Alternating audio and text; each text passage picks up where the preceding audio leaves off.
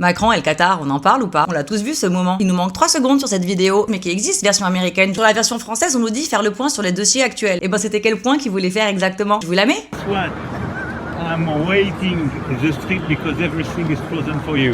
I know, I will follow.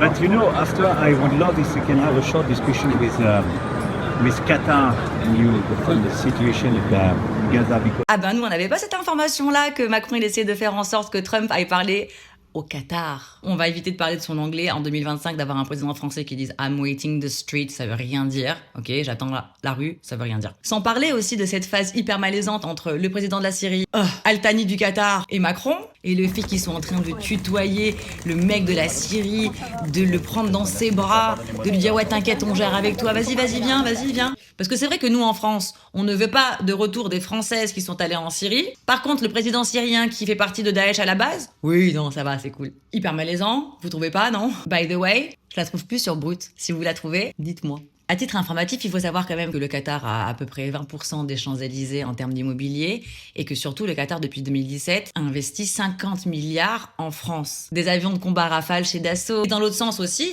à Doha, ils donnent des contrats à des entreprises françaises, du style SNCF et RATP avec un contrat de 3 milliards pour un tramway là-bas. Et en 2024, ils ont dit qu'ils allaient rajouter 10 milliards d'ici à 2030 en France pour des histoires de santé, d'énergie, d'IA, de culture, de tourisme. Ça continue quoi les investissements. À titre comparatif, l'Arabie Saoudite n'aurait investi que 10 milliards en France pour l'instant. Et l'Arabie Saoudite et le Qatar, ils sont pas copains à la base. Et la raison pour laquelle ils sont pas copains, c'est parce que le Qatar, ils ont le Hamas chez eux. Chose que combat l'Arabie Saoudite. Ça veut pas dire que l'Arabie Saoudite c'est des petits saints, mais ils combattent ça. Donc on se demande quand même c'est quoi son bisbise à Macron pour le Qatar. Et on se demanderait même s'il est pas en train d'assurer ses arrières pour 2027, pour l'après-présidentielle française, et avoir des gros contrats pour lui, pour avoir des gros cachets, pour faire des conventions et des choses comme ça, n'est-ce pas? Ou pour se faire le défenseur du Qatar dans le monde, qui sait? Voilà, je voulais vous montrer ce petit extrait qu'on n'avait pas vu, nous, en France. C'est bizarre de voir que les médias sont complaisants avec Macron. On pourrait même se dire qu'ils ont montré ça à un moment donné pour le rendre plus humain, plus normal, plus terre-à-terre, moins jupitérien, alors qu'en fait, il est hors sol comme d'hab.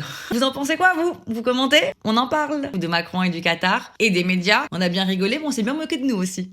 Allez, bonne journée.